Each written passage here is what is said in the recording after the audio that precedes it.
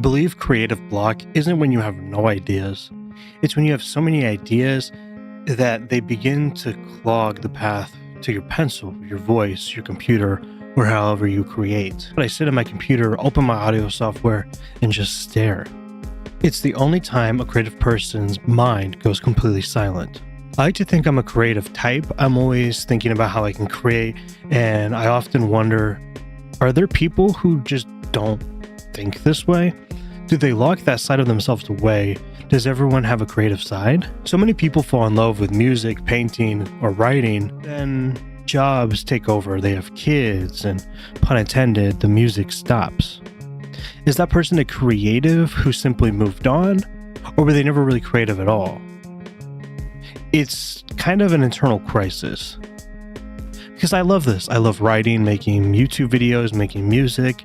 I want to do everything because I just want to create. I want to bring my thoughts and emotions to life instead of confining them inside my head where eventually they just fade.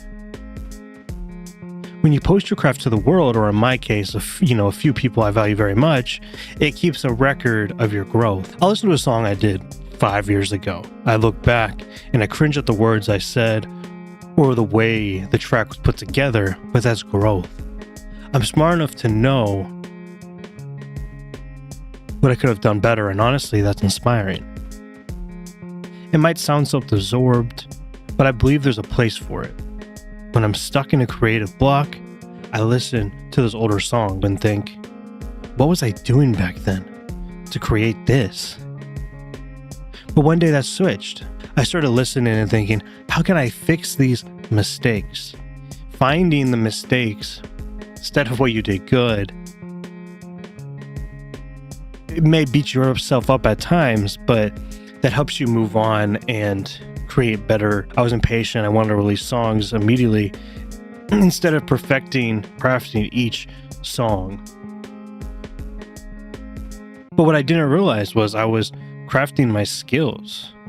I was building a mindset to create better and better lyrics for every project instead of overthinking. I moved on, ready to apply those new skills to the next best thing. I'm sure sitting on a track until it's flawless works for some people, but for me, trying to do things the correct way was robbing me of retrospect. If I had sat on those tracks, I couldn't look back and cringe at what I did wrong. I wouldn't have gotten feedback from my friends, or worst situation, no feedback.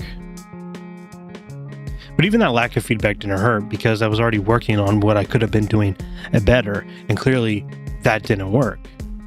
And the feedback I get is extremely helpful because it gave me a target to work towards. If I could pick a superhuman skill, it would be reading people's minds, but it's because it's incredibly hard to understand what anyone is really feeling. I want to learn from someone who quit their passion. What do they wish they could change? Or were they proud of anything during their journey? And on the flip side, why does the struggling artist 10 years in with no leads keep going? Are those people different? Is one just realistic and the other one's crazy?